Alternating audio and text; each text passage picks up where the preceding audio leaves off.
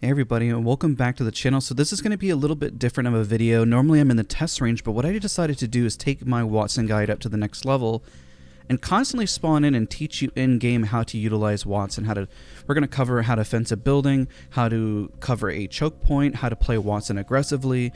We're going to cover how to do patterns. We might have to go into the test range to show various patterns and how to fence, but we're going to cover all of that. Now I'm going to segue and cut in just a moment once I get the footage, and we're going to fence off this building because it's a very common one. We're going to fence off one of the open ones here. I'll showcase how to fence off a choke point. Now, the reason why I'm covering Storm's Point is that this is actually one of her weaker maps, especially for Wattson, because there's less areas to specifically cover. Specifically around Ship, Fall, it's very open, and Antenna has a very open area. There's buildings around which are really great to fence off, which I can showcase later if I don't get third-party to push. Barometer's very open. C-Note Cave as well has a very open area, and then the mill. The areas that she really succeed in is going to be Command Center, Checkpoint. Stormcatcher is really good around that building specifically, and I'll showcase some gameplay as well where I'll really highlight why she's so good on that portion of the map. Anything we can't cover, I'm going to go into the test range and showcase some of the patterns so I don't necessarily get third-partied.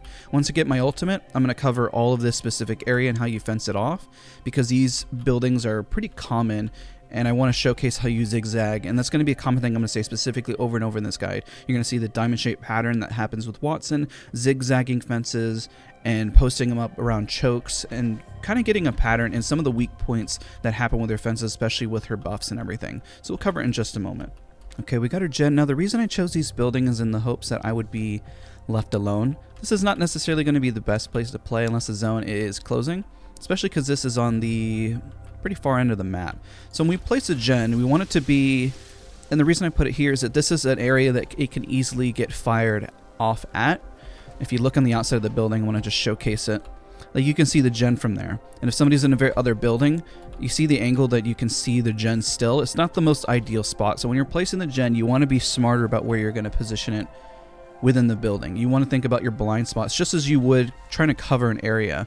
This building specifically is pretty difficult. You can probably put it around the center here, but you got to remember, if it's there, then you're not going to block grenades. So you have to think of where the enemy team is located. If there's no team here, then of course, and yeah, this further part right here is going to be a better spot so it doesn't get shot out. But if a team is located over here, then know that they're going to shoot at the gen potentially there. A good spot might be in the center here and maybe play around the center area instead, because this is a good spot because it might catch nade. You might want to take out this door here specifically. You can use a fence to do that and take out the fence, or take out the door. Let me showcase that real quick. This is also the downside of the fences. You move them and it blasts out the door. So that's another idea that you can have, so you can put the gen here and play a little bit smart. Another spot would be right here, and then of course, you know, you see all the windows and you see the problem that you have. And of course the other area, this is an issue I would say in Storm Point, is a lot of the buildings, and this is why I'm using them. You'll notice over there that there's a lot of open spots. So you have to think specifically, and I can tell that they thought about this specifically for Wattson, because there's not a whole lot of blind spots in safe areas. So if I happen to cut around to different locations of the map, it's because I got eliminated, but I'm going to showcase how you fence. Now here's one of the downsides to fencing on Storm's Point, is that the fences are a lot snappier, which is, and you'll see how they like snap to the walls way more than they did in prior seasons, which you would think would be a buff. But the downside is that it really isn't anymore. The reason why, whenever you snap, you'll notice that when you try to fence off on the other side of the wall, you can't do it. This is, it's such a weird thing to think that the geometry on the wall would actually be detrimental. So when you're playing World's Edge and you're playing King's Canyon and you're trying to fence a door, you're going to have to be very precise on Storm Point, just to make sure that you're fencing appropriately. Because this, technically, these little lips and these little areas, because they snap so clean, are going to be your ultimate downfall. Now what you can do on these doors, because remember there also is a slight, I guess you can call it quote-unquote nerf to her fences when she's at the door, is that if somebody's in front of you blocking the door, they act as blockage. So what you can do is make a triangular shape, but don't make it as sharp as I did there, and you can tell the issue that you have. You kind of have to make it like that, and this is probably the biggest problem with their fences now that I've experienced, and I'm highlighting this early because as we do the guide, I'm going to go in the test range to show what happens when you have those little areas. it can be really hard to fence. So essentially when you're covering the doorways like this, you want them to be covered like so, but remember the doors do get blasted out and that becomes a problem. So you want to and this is going to take practice specifically in these buildings on Storm Point. So if you want to fence, you want to try to get towards that angle and then try to stretch it as far as possible as you can. And the reason why is that when somebody's entering, they would have to come as close as possible to shoot it out. And technically the one that they can't hit is going to be on the one on the right. So when these buildings are designed, technically they're designed to, I guess you could say, counteract Wattson. So whenever you're zigzagging, you're going to have to keep that in mind as you're fencing off an area. And you keep pushing each of these fences all the way through. Let me charge up my fences. So you see how the pattern is that you want to zigzag them all the way across. You have a total of 12 fences, and if you see on the deploy on the bottom right there, you can see how many I have remaining. And the beauty of now is that the gen lasts forever, so it's able to constantly have these up. And the reason why you want to constantly zigzag them and put them as much through the building, let's say your team has decided to hold the top area here, is that you want to ideally block off as much as possible, and you can zigzag this back up and get more creative, or even just put it right here and then go back. Let's see how many fences we've used so far, and then we can kind of take a look. So we still have a few more left here. So whenever you're fencing off, and these buildings are relatively new still, and then you can, at that point, boom, you're pretty much done with what you have. Now the reason why you want to push as much as possible, like if you know teams are, if you're going to hang out more in this portion, then of course you can hold this area. But the idea is this: whenever you're fencing off a building, the reason why you don't want to put all your fences in one area is because you create ways to fall back and run back. So if a Gibraltar throws the bubble down, let's say one fence, they take one out here, let's say they're most likely going to take this one out right here. If that one disappears and they push through the building, you'll notice as you push in that you still at least have these fences to fall back to. And look, I'm getting shot at from a distance. So I'll have to cover this pretty quick. And then as these get taken out, you continue to fall back, but at least you can still fence off and make more zigzags to hold different parts of the building, right? That's the whole plan and idea. So if they keep pushing through, you still have areas to fall back in to continue to put pressure. The problem with Wattson that you're going to find is that it's easier to cover, maybe let's say spider web up. Let's say your team wanted to hunker down in just one section of the building, then you want it to make it look like an absolute mess. You want it to look overwhelming. So if I were to, I know they're shooting at the gen there, and I'm going to put it this angle so they can't shoot it anywhere except for this building right here. So what I would do, just so it's a lot more intimidating, and remember that your gen is going to block as well, so it's kind of a decent spot, but essentially you just want to move these around as much as possible. Oh, and then they go and they come pushing through. This is a good example. So I'll just keep fencing it off, trying to give them a hard time. I don't even have a gun. And then at this point, it looks overwhelming. They're not pushing through. Look how long it takes them to get through. Give it a second. They think there's 3 people in here. And they got fenced through. Look at that. And there's another fellow Wattson. But you see how long it took him to realistically push through, and how much difficulty they're having. And this side of the door is actually much easier to fence off than the other side. Oh, there they go. So if I fence off right there, and hold the door, and then they're gonna kill me. All right, and so we'll land now on the upper side, which has different buildings, but I think this was a really great example already for our first go around teaching how to fence off, and then we're going to go into the test range and cover it. But notice how long it took them to kind of just push through and how overwhelming it looked. So it actually worked out in our favor to kind of teach this. And I know I'm starting a little bit more advanced and trying to go a little bit more granular. I just wanted to do something a little different for this guide, so when we go into the test range, I want to showcase it again, but I'm at least giving you more realistic examples specifically. Okay, we go again, and I'm going to go on the upper left side of the map where there's a bit more structures and different set of buildings just to fence off. And I figured we do this, and I'll showcase just fencing off a choke as well. And then we're going to go into the test range, and then I'm going to showcase how to play Wattson aggressively as well. Especially, I'll cover some of the footage where it really worked out using her ultimate ability as well. Then we'll break down each of the buildings from the bare basics, and we'll kind of go from there. So you're really getting, I've posted a lot of these guides before, so I'll have them all in the description down below as reference material that we covered. So for those that are watching the channel, it doesn't feel like you're getting rehashed content, that this is something a bit more fresh and new. and something that will help you out. But for those that are brand new, you know that you have a full library of Wattson content and resources here on the channel. This is a legend I play a lot. I really like her. I know she hasn't been meta for quite a while, but you know, we press onwards. Okay, I got really unlucky with finding ult accelerator. I looted this whole area and couldn't find one, but the plus side is my ultimate just popped, and I'm going to teach you how to fence off to a different set of buildings.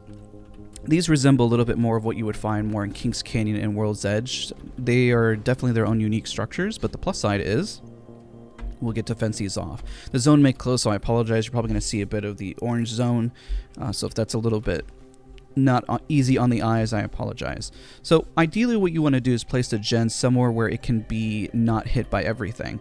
Now you got to remember the windows. If somebody's here, they're going to be able to shoot the gen, they're going to shoot the gen. So you're going to have to keep in mind what you're going to cover, but you also want to block it from nades. So you got to, they've designed these buildings so anywhere they're breaching that a Wattson ult is going to be shot from.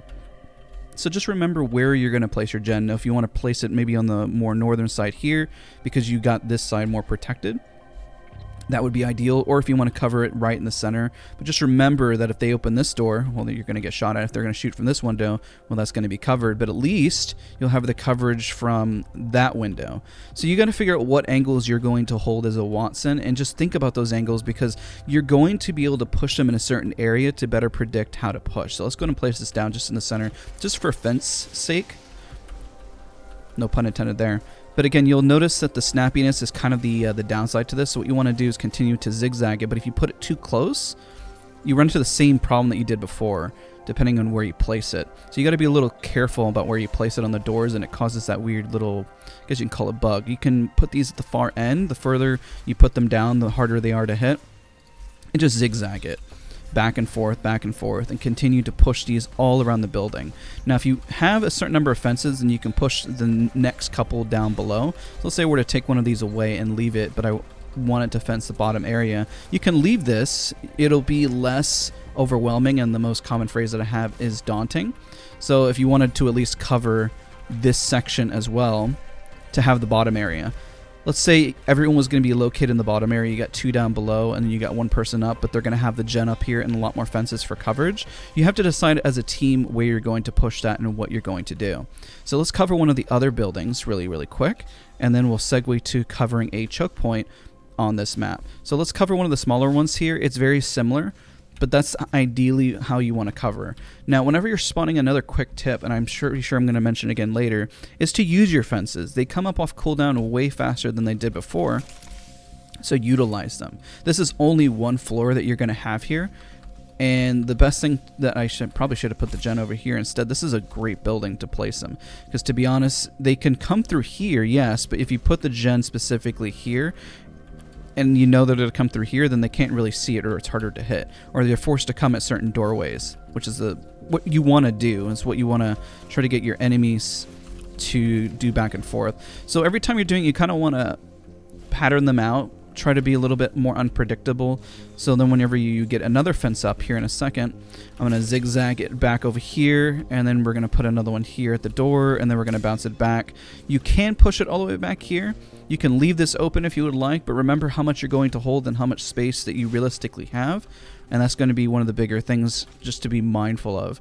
So as much as it's ideal to put as many fences down and to cover as much as humanly possible, you have to be conscientious of how much space you're trying to cover with your team. If you're covering too much, then your fences are going to be pretty ineffective. If you're covering too little, then you're going to be prone to getting grenaded out and for your pylon to be absolutely decimated and destroyed. So just be mindful of that. And also be mindful if your team is playing super aggro, because if you're trying to cover too much, then by the time you believe that you have the right amount of fences, then, well, it's kind of a bit of a moot point, right? And then, of course, all we need is just one more, and you have it fenced off. Just be mindful of the pattern that you have here. So you'll notice that that fence is pretty out in the open, but at least it blocks the door a little bit. But, you know, that's the here nor there plus side of it. And there you go. Now you have a nice room fenced off. You can be a little bit more predictable. You can fence off a door a little bit harder than others if that is ideal for you. And what we're going to do next, unless I get eliminated, is we're going to go fence off a choke point. So I'll cover that in just a second here. Okay, let's see how lucky we get here. where I'm going to fence off a really large choke point. I'm going to showcase how you also fence off a doorway and also some of these areas that you see here. I didn't get as lucky with the zone, so I'm going to have to spawn back in and do it all over. Let's see how lucky we get. All right, so what you want to do, now the downside of fencing off a choke point with a lot of this geometry, but at least you can funnel people in, is that they're going to be able to jump around your fences. Now what you need to do is try to get at least to the biggest focal point that you can, and what we're going to do is just keep pushing this all the way through. Now I always talk about the infamous diamond pattern that you have with the fence. What we're going to do is we're going to make a giant diamond pattern here, and we're going to fence off this choke point as much as possible. I pray that I don't get shot at, which I am ultimately going to, most likely. So when you're fencing off the choke point, I always try to do a diamond pattern, and the reason for that, so let's see how many fences we got left. We're just going to keep fencing. I think I left the other ones up. So what we're going to do is now we're going to create another pattern through. If it'll let me. There we go. And then I should have one more. You want to always try to keep count, or try to remove your other fences so then you have the number. So that's a little good reminder. So we got 1, 2, 3, 4, 5, 6, 7, 8, 9, 10. So we got 2 more. So at this point with 2 more, you can just kind of like just zigzag them through and then just kind of leave them. So if I'm looking from a high end, oh, I broke one of them, unfortunately. Oh, that's the team. Never mind. I didn't break them. But you see how I fenced off the choke point here? And look, they did exactly what I said. They're going to go right over here. Look at that. That's interesting. Let's see if we can take a shot at him. Headshot. Not bad. But notice how you're funneling him in. That's literally your overall goal that you're trying to have here. And if you're playing aggressively, might as well teach that over here. I'm probably going to die, though, because I'm not really ready for this. Oh, hello. Nice to see you. All right, well, you want to place your gen down aggressively to your angle so then you can heal up. I wasn't necessarily ready to fight there, but unless you see where they funneled in and they saw the whole choke point, they're all ready for you. And I think that's already a great example. If your team is holding while you're fencing, I thought one of them blew up because I miscounted, but at least we could tell that somebody came through. So there you go. That's a good representation in the guide and then how you play aggressively. At that point, what I could have done to be smarter about it is put some fences up really, really quick. But in the guide, I mean, I guess you can just call this a bonus value for just adding it in. And there you go. Looks like I really screwed up this team. Let's see if they actually make it. Okay, they do. They made it just in time. But nonetheless, there you go. All right, guys, let's go into the next portion. Okay, now in this portion, what we're going to do is I'm going to fence off a doorway just heavily in front of the building here, which is a very common area. And then we're going to fence off also the Jurassic Park portion of the map here, where you fence off that other section as well. So remember that these are examples. The more creative that you can try to get as a Wattson and place fences to, I guess it's like corralling sheep or cattle, essentially. You want to make people move in predictable patterns. And if you can get them to move in a certain area, just like we did earlier, and you have a full team, then your job just gets way easier. So I may need to cut here, just because if I don't find an ult accelerant, which I highly doubt I'm going to find in this area, because I wasn't as lucky as I was earlier and there's less loot in this area, then we're just going to chill and wait until the ultimate shows up, and then I'm going to fence off one of these doorways as much as possible. We're going to pretend the zone is behind us, and we're going to fence the area in front. So it looks like I didn't get lucky with the ultimate accelerant, so let's segue here in just a second and cut ahead until my gen shows up.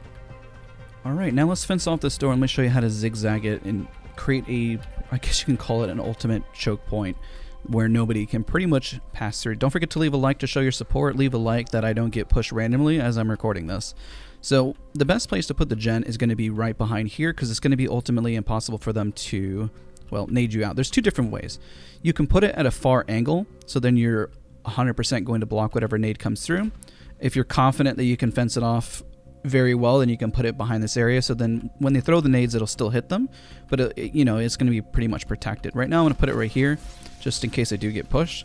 So what you want to do, you can create the diamond shape as well here. I like to do and just kind of bounce them back and forth, back and forth, back and forth, because then what this presents is a very, very difficult pattern for them to look at when they come through the doorway. Now the theory here that I'm going to pose at you is that, let's say the zone is pulling towards us. I guess it would be better if we fenced off the other end, but let's just pretend like the prior round that we had, that a team is pushing from this point onto this point because they have to get to the zone to us. Well, the more of a choke that you create and make it much more difficult for them to push through, the much more of a hard time that you're going to give towards this enemy team. Remember, the downside, like I said, is the snappiness to this, which you can complete the nodes here if you'd like. That's an option. But just remember that plus side and guess downside to it. I have one more fence, but let me showcase what that looks like whenever they're coming through. Again, let's pray I don't get pushed. Now, if a team decides to come through here, it's virtually impossible for them to push. Because when they see this, and they have the option to throw the nades, and this is why I present the option to you. You can either put the gen here or here in like a little crevice to ensure you block every single nade that comes through, or you can put it further back if you're confident that you're going to stand near their fences. Now, whenever you come through, the first thing they're going to do is try to shoot the ones out closest, but then they still have this in front. They're going to shoot this one out. They still have the fence in front. You keep tearing it apart. You keep moving it down. And you'll notice that there's still a blockade no matter how much they shoot. And if they're busy with the fences and they're preoccupied with all of that, then remember that you are going to have free game to shoot them as much as you can. If your gen is nearby, look how fast you can continue to zigzag these across to continue that quick pattern. You want it to be quick, but the downside again with the fences is that with how snappy they are, it makes it a lot more difficult to fence off, and that can be a bit of a burden, especially if you got teammates in front of you. But look how fast you can do that. Now, if you were going to do the fast version of this and you were being pushed, here's an example of what you would probably do on the opposite end of it. So let me pick up 2 of these real quick. Now, if you were being pushed, you could go and just kind of fence it off, just kind of like as you can call it, like a psychopath. It's not ideal because sometimes you're going to make mistakes because the faster you go, no matter how fast, it's going to, you know, cause a problem. So let's close the store. Let's say they were there and you were just trying to zigzag it. Now, the reason you do a zigzag pattern is that even if they take one of them out, you still have a little bit of few of them in front of you still. So zigzag, zigzag. And let's say you're being pushed right behind, and I'll showcase this again in the test range to kind of recap since I know this is a lot of information. Let's say that you're being chased. It's okay because you don't really lose any momentum anymore with your fences. You still have the ability to have these fences out, just as if you would with your fist out. You'll see it's 299 velocity, and if I have my fences out, it's 297. So what you can do is have them out and then zigzag them and just keep running and not lose any momentum. So that's the plus side to it. So let's say you're trying to fence off the Jurassic Park spot. This might be a good example to do since there's a team over there. Maybe make it a little overwhelming for them so they don't want to push us. So if you were in the Jurassic Park area over here and you were holding, this is a common area. I know people have seen it on my stream. Oh, I'm getting shot at. So what you want to do, if you have the multiple doors, you gotta have to choose a door. Fencing off too much of an area to hold can be very difficult. But again, it's the same premise. Just zigzag, or you can create the diamond spectrum as well. Just make it so it is undeniably, and this is why I dislike the new snappiness. It just, you want to put it like right there, but it just will not let you sometimes, and it's really, really annoying. But, you know, I digress. So if you were to continue to fence and ping pong it back and forth, then whenever somebody comes through, and get creative. You know, it's not the end all be all. You can get kind of creative with the shapes if you want.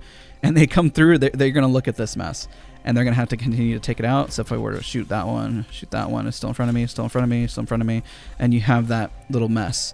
It's just if you put them too close like this, you want to capitalize as much distance that you can possibly have. That's what you ideally want to do. And let's say that you were to hold off. Here's another good example. A choke point and a team was on the opposite end of this, and you wanted to create some space and not necessarily just hold the whole area because they're pushing through, because there is a Gibraltar bubble, there is the crypto ults that do pose a problem. So if you wanted to kind of build a little bit from there, you can definitely do so and create some additional space if it'll let me. There we go. And then you'll have an additional fence here and create like a little bit of a choke point, you know, especially if you're being pushed. Here's another example of what you can do. Let's grab this. Let's say somebody already pushed through. Oh, hello, there they go. Well, here's a good example. You want it to just kind of cover all your bases as much as possible. I like to do the little square pattern. You know, create a little fence for yourself, a little area for you to cover. And if you have your gen down, then you're going to have even more coverage. So I don't think I'm probably going to survive this. And I'll segue now to actually being in the test range now. And we'll talk about breaking down some of these basic concepts and placing the gen, and we'll kind of get some coverage. See if I can get this real quick, actually. I'm going to put myself out in the open and kind of bait them out, because I kind of want to fight. And this is the plus side also about Wattson's passive. I might as well add this little tip here, is that you'll see I'm fine with pushing out and not necessarily having to heal every bit of HP, just because I have the plus side of Let's do bat instead. The plus side of... Oh, hello. I don't even know if you're part of the same squad. Are you the same guy?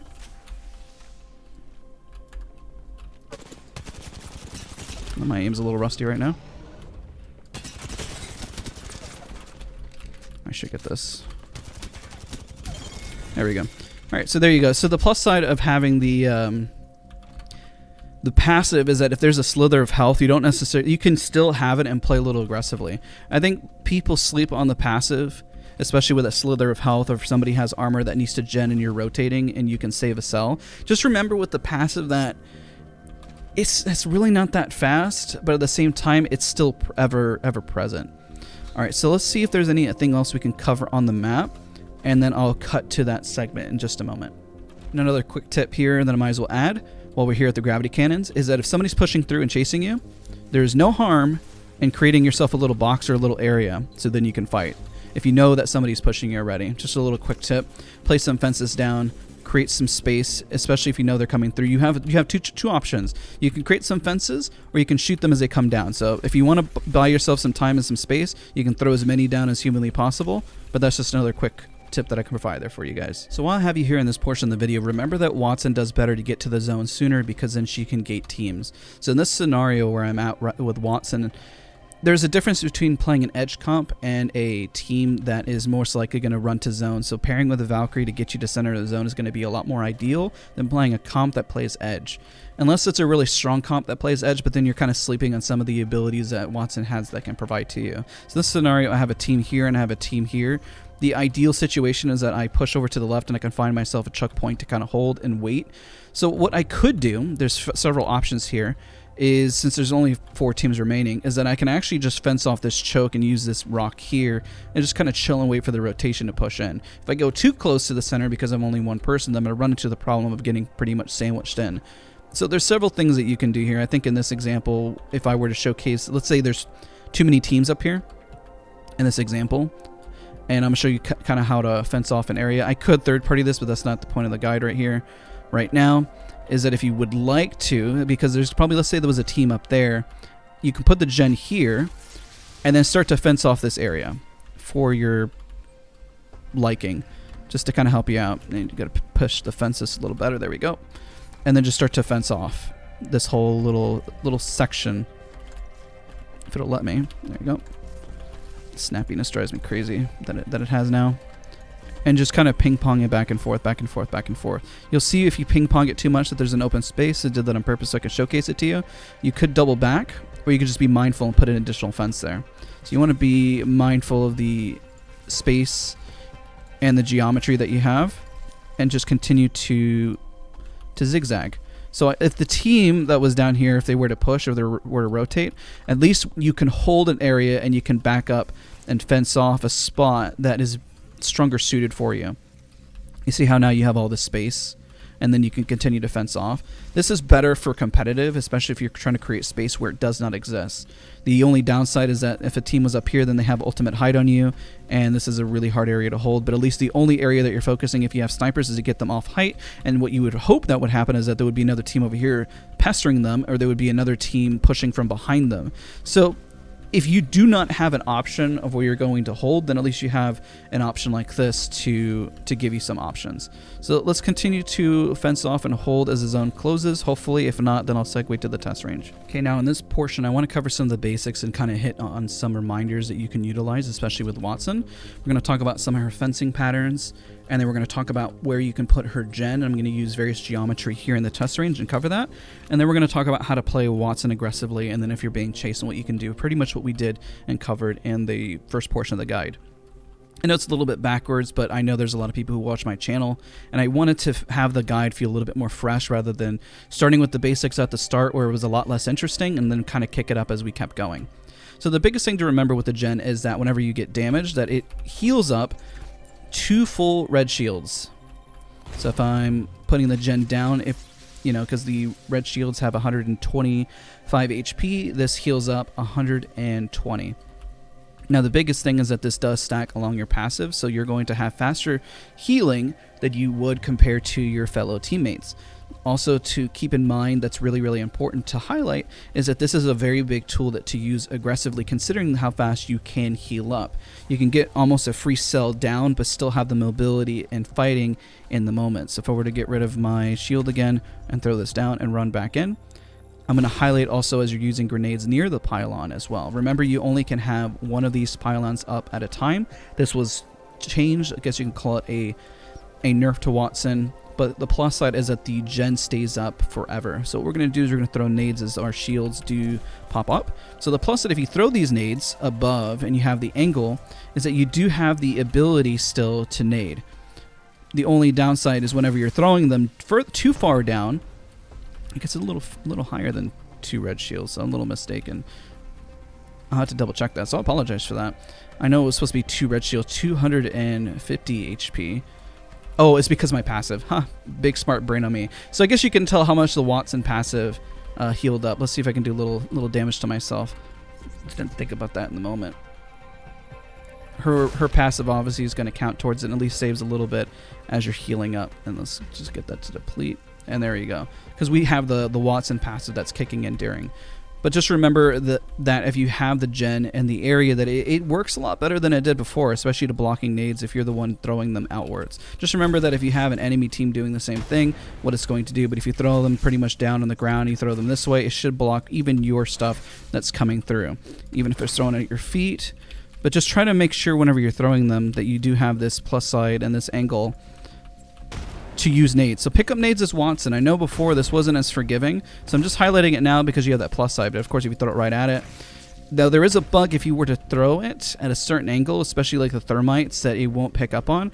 So you kind of have to like time it. I've seen it happen before, but it doesn't happen as much. It's kind of an angle which you throw it at to kind of throw off the ultimate. But again, if you throw it over it like this, then you're pretty much in the clear.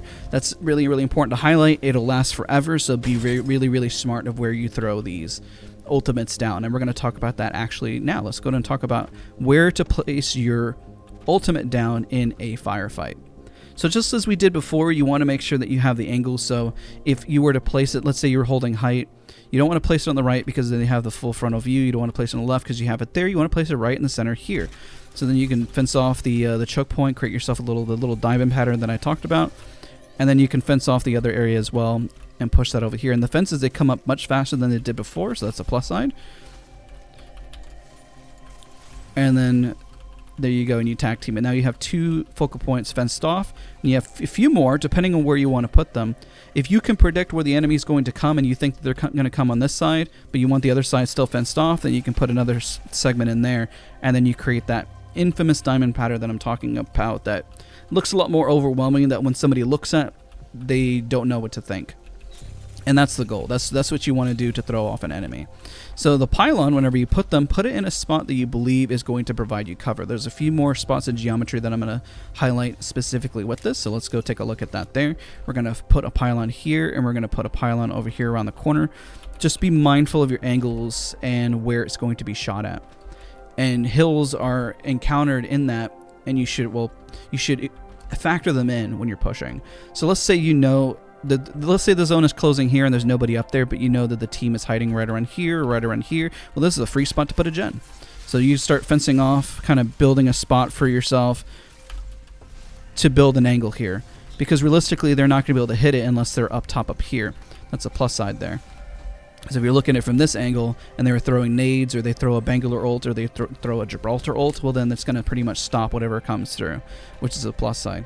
Let's say you were on the opposite spectrum of this, right? Let's say you were on this angle over here and you put a gen down. Well, your best spot to place it is going to be on the opposite end. So you want to build as much space. Just be mindful if the team is already there shooting, that you don't necessarily want to run out all the way in the open, and you want to create some space that does not exist. That's where Wattson excels, is creating space. And depending on how much space you want to make is going to be where you find your strengths. And so if an enemy team on the opposite spectrum was pushing, and they know that they can't necessarily Gibraltar ult or push through, they can't necessarily jump pad in or do anything else that's really, especially with like a Revenant ult, and they're just trying to push as fast as humanly possible, then you know that the fences are going to stop them there, depending on where the zone is going to pull and where it's going to tug. So let's talk about where you're fencing again. in a enclosed space. We're just going to cover that again real quick. Let's grab ourselves some more accelerants, and we're going to use the building over here. You can do the same thing. We'll talk about whenever putting a gen on height. So let's cover that now. So let's use the bottom portion here first whenever you're fencing off a building again. So you just want to make sure you're covering as many angles and you're pushing it through, and you do have 12 fences, so that is the plus side about Wattson. This one would be easier. Let's pretend there's a wall here, and there's a wall here, and there's only a doorway here, and there's only a doorway here. Your best spot to put it would be right here. Because at least if they come through the doorway, it would take them a second before they would be able to see it. They would be able to see it here, so you want to tuck it a little bit further in, actually around here. So if I were to fence this off, and the plus side of this, the downside of the snappiness of this, and just keep ping-ponging it back and forth to create that space that you're looking for. So I'm going to double back. And what I like to do sometimes is just do a straight shot through, so then it really overwhelms them. And so it looks daunting, overwhelming. I know if you watch my previous guys, this is what you would hear me say. And there you go. So now it's harder at a first glance, because if the pattern looks immediately predictable, left, right, you want to put some through and throw it off, so it's not just left, right, left, right, left, right, left, right. So then at least there's another one in between to throw them off. So let's just look at the raw diamond pattern again as well, and then we're going to also fence off from height. From height, if you have an open area, let's talk about fencing off an open area. I was thinking about doing it whenever I was in the other round a second ago. Let's say you were in height here and you're trying to fence off. Notice how it's still sticky. I don't like the stickiness of the fences that they've added, but I apologize if I'm repeating that too much in the video. But again, the plus side is that at least it kind of stops at the angle for you. But this would be how you hold off and you have a gen. The only downside of this would be if a team was located here, then you're pretty much exposed. But at least if somebody was running up, then they can't just immediately move up here for mobility. They can't fly over here. And if they were to zip over, that at least they would need to take everything out before they push. So you're creating a little bit more space and a little bit more angles there. So now let's take a look at the diamond pattern, what it looks like when you have all 12 fences up. So you can see that there. So let's say you put the gen down. Let's create the diamond pattern. There's zigzag, diamond, and I guess if you want to throw people off outside of the diamond, then you have that option there as well. So I'm going to showcase what this looks like initially, and then we're going to cover why it's so good. Okay, let's set this up, and then we're going to go from height. All right, I think I did too many. All right, so let's go up on height, and let's take a look at that. And if you see that diamond, it looks like a giant star at this point. But you don't really know exactly what to shoot and what to look at, especially if 3 people are walking around and you got scoped in, you're trying to shoot them. Visual clutter is a very real thing in Apex Legends, and if you can make the visual clutter into their zone and you're trying to see, it's a headache. So how do you do the diamond pattern? So let's talk about that now that you've seen what it looks like from above and why it's so good. Well, whenever you have the diamond pattern, you want to start with one, kind of create a little triangular shape. And then boom, you have yourself a little diamond. Now the reason why I like to create the diamond pattern is that you could start at a different angle and bounce it and create a little zigzag in between if you want. And you can create another one in between, and then you can start to bounce it, and it becomes from a diamond into a star shape when you keep bouncing it back and forth. And then there you go. So the plus side of creating such a robust pattern that if somebody were to push even from the low ground here and somebody were to take one away, take one away, take one away, you'll notice that you still, even if you were at this other end, you still have a barrier.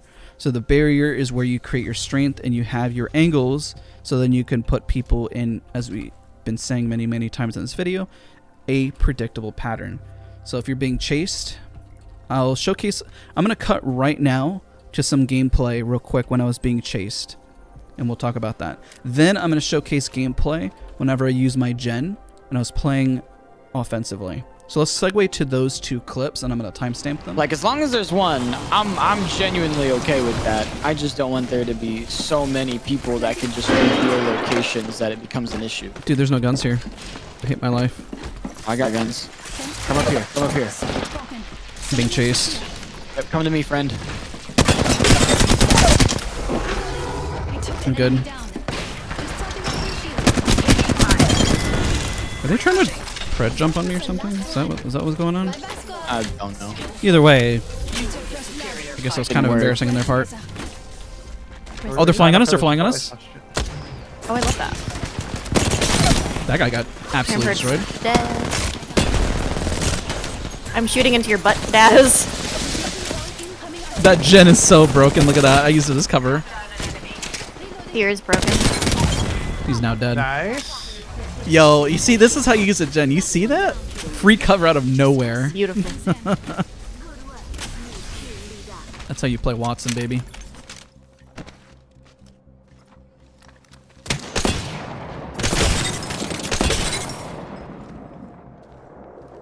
Seconds until the ring closes. I need to move. Laying fences.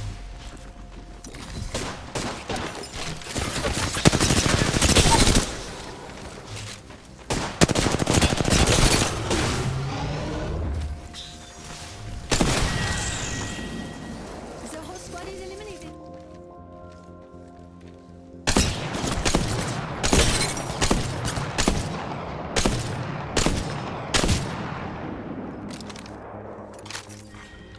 Just topping off my shields. And inside the ring is good.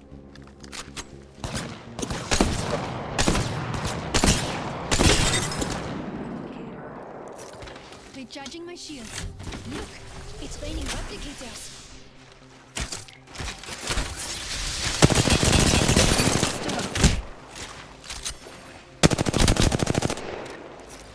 Just topping off my shields.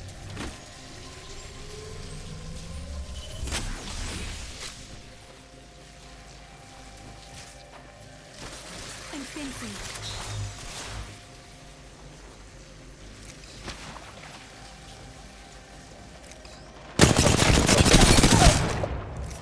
Recharging my shields.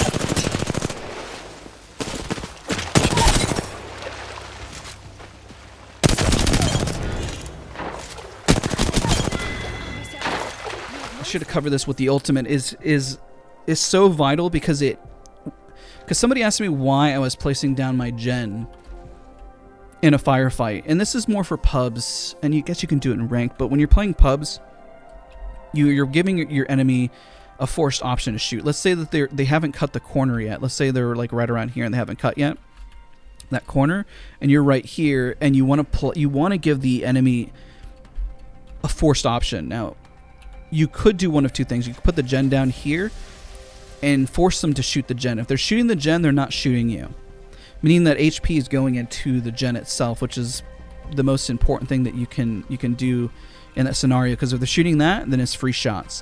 And if they're shooting it, well, you created cover. This is also good for Wattson because Wattson, especially in pubs in the south side of the map, has literally no cover whatsoever. Like, she doesn't have an out, so her out can be her gen, so she can hide behind it, and so you can heal and duck and weave. And so if you're looking at it from the opposite spectrum, let's put it in front of this guy here so you can see it.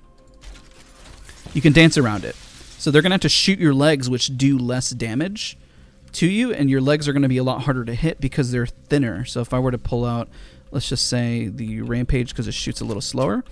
Let's say you were dancing around this, right? And you're trying to shoot them. You can't hit their body, and especially if it's a Gibraltar, it's a little harder to hit, but you're going to have to shoot their legs instead and hit them and knock them that way. Which is why whenever you have this dance around it, it'll help you. It's almost like a small bubble dance that you have in front of it. And I do this with Lobo's ult as well, and I'm not even sure if I covered it in that guide when I mentioned it, but it's really, really effective to making sure that you can stave off a team. So there's just options. Get creative, especially in pubs, and do things that are kind of unorthodox to kind of throw them off. So if I'm pushing a team, especially if we have the low ground and I need an angle, sometimes I'll literally put a gen right here at this angle just so I'm healing while I'm fighting. It's just, think of unique ways to fight as Wattson, because her gen does provide a lot of power and utility, and every bit of HP that you heal, even if it's just a little bit. And let's look at the gen again. Let's say if I were to take some nade damage real quick. Gen is working better than I remember back. So if I take a little damage here, and then I cut the corner, look how much HP. That's at least a bullet or two already before I get all the way up here, and I already have one cell popped. I literally, right as I was running up, have one cell cut in the corner. Let's cut around the corner and push, and I have one cell ready to fight already, which is a big variance for Wattson. It almost acts as if you're fortifying her, so that's the plus side to that. Okay, let's wrap up with a few tips and tricks with other legends and the plus side to it. Some of the biggest things whenever you're playing, let's say with the Wraith specifically, is that you provide the Wraith, especially even with Ashe, is that if you're being chased, to be sure to fence off the opposite end of her ultimate. So this accounts for both Ashe and Wraith whenever they put a port down. Remember that Wattson pairs better with mobility legends rather than defensive legends. It's great to have, let's say, a Caustic or what have you on the team, but the downside is, if you're a Wattson, that you want to be able to have the offensive ability, so then you would fence off here. And I believe if I switch legends, yeah, it disappears, the portal. But just remember, if the port was there, then boom, you would fence it off. So whenever they came through, they take the additional damage, because they do take 20 damage now instead of 15, which is really, really important to highlight. And I cover that in the buff as well. So any sort of legend that has a mobility, even if it's a Pathfinder that puts a zip up for you, and Octane to provide mobility to get out, Wattson pairs best with mobility. Now, when it comes to things that Wattson will block Gibraltar's ultimate, which is his defensive bombardment. He will also, the downside with Wattson is that if the dome of protection is placed near a wall, I don't have fences in front of me, and I don't have a person here at the moment. So if, let's say, there was fences up here and they placed their bubble, and this is one of her biggest weaknesses, is that if this was placed here, let's switch back and forth, let's place that a bit better there. If there was fences, it breaks them, which is why I highly recommend the zigzag pattern. If there was fences right here and there was fences connecting, their connection would be severed, because the Wattson fences can't go through the Gibraltar bubble. She does well with Bloodhound. They provide at least information for you, so you know where to fence off and where the teams are going to be coming from. Lifeline and Wattson provide a very nice combo as well, in terms of making sure you have both your shields healed up with her ultimate as well as the drone from Doc. Pathfinder is there for the mobility to get Wattson out from low ground to height with the ultimate. Wraith is there to get in and out as well. She will block Bangalore's smoke as well as her ultimate. So Bangalore's, if you're running with a Wattson, be mindful when you're throwing down your smokes, because if you hit the ground, it will block them. Caustic ultimate does have a bug at the moment where it doesn't always block. I've seen it block, but it doesn't always do it, especially when it's on the ground or it's thrown at an angle. If it's thrown directly, then I've seen it block, but otherwise it seems to bug out. It does block gas traps as well. And if you have too many of these, remember, if you place the fences on top of the gas barrels, then they tend to get blocked off, and they will destroy the gas barrels' defenses. So you have to be mindful when you're playing Caustic and Wattson together, especially with how snappy her fences are now. There's not too much synergy with Mirage and Wattson, just outside of having Mirage throw even more visual clutter at the screen, especially if you use his ultimate while you have a million fences down. That can be really strong. Octane for throwing jump pads down, and being able to provide him just a place to run to, a defensive angle. Crypto is one of the biggest counters to Wattson, just to be mindful of, with the drone, EMP. When those go off, that will pretty much take everything down. So if you're playing competitive and you know that you're trying to hunker down, have some accelerants on hand, because the minute that happens, you're going to need to fence off and throw a gen down immediately. So you're going to need to have those down and be mindful of whenever Crypto is going to push. A Revenant is pretty strong with a Wattson, because if they get totem back, at least if they have a safe area to play at, that's a really big strength. The Lobo Bracelet does get canceled out, as well as Revenant's tactical with silence, as well as, let's see if I miss anything with these guys. Nope. And with the Black Market, at least you have a very safe spot and an additional trophy system to provide some cover and leverage. She does play pretty well with Rampart. You're never going to see these paired up in competitive, because mobility is king, especially. So Wattson, I don't think we're going to see her in comp initially, but I think we will see a few teams every once in a while play her, because her ability to hold angles with the right comp and the right team is really, really, really effective. Horizon able to give Wattson height whenever she doesn't have it. Her black hole and gravity lift do get stopped by her ultimate. That's something to be mindful of. She's a massive counter to Fuse, and as we see more Fuse and we see more legends like this, then she provides a lot more utility. She'll block the Mother Load, she'll block the Knuckle Cluster, and of course the passive for grenades. Valkyrie's tactical missile swarm will get 100% blocked unless she's the one throwing it from the angle that we've seen before. And she provides great utility for Wattson, though. So the biggest thing, if you're playing with a Valkyrie, I know I played with Valkyries and I frustrate them when I put my gen down and playing offensively, is that your missile swarm is going to be 100% blocked by her. Now, Seer just provides information. I don't think you're going to see these paired too often because I think Bloodhound, they provide a lot more utility. Ashe is fantastic to run with Wattson with the instant phase breach to get her out if you're playing next to your Ashe. And, of course, the Mark for Death to be able to predict where enemies are at, and the additional arc snare. If you have a million fences in front of the door and you have an arc snare, then that's going to be one of the strongest things that you can pair together. I look at Ashe pretty much like a... I almost want to say it's a little bit better at times with Wattson if you're playing aggressively. This is like a fence area. You know, if they run through, then they're essentially going to get slowed and fenced and take a bit of damage. Now, her fences do more damage, but if you do smack them with the arc snare, then it's going to do the same amount of damage. So I look at her as like if not better or a budget Wattson when it comes to that, because she can play a lot more offensively and instantly hold the door. So you imagine her Q, you have to be pretty fast as a Wattson to fence off and be effective at it. So I just recommend, if you're practicing with the fences, just practicing placing them down, getting used to the momentum, because the speed can feel a bit limiting as well. If you go too fast, you know, then it doesn't do exactly what you want it to do if you go too fast. So you have to kind of create that consistency in the momentum, otherwise it doesn't seem like it works. I covered that in the prior guide as well, and again, I'll have all those in the link down description down below. So I think that covers everything. This is a really long video. I'll timestamp everything. I mean, Wattson is really strong. This is the best that she's ever been. We covered her healing. We covered the pylon with the grenades. We covered the basics. We covered fencing offensively, fencing defensively, what it looks like when you're being chased, when you're not being chased. We covered fencing off in buildings. We covered as well tips with other legends and teaching in-game. We covered from height, from low ground, where to place her ultimate. I mean, we pretty much covered it all, I think, ladies and gentlemen. So don't forget to leave a like for this guide. I'm happier the place that she's in. She could use a few things. I think her weakest map is Storm Point today. World's Edge is coming out, and I'm excited to play her on the new map to see how she does. So again, I appreciate all of you guys for watching. Don't forget to leave a like, comment, and subscribe, and I'll see you guys all in the next video.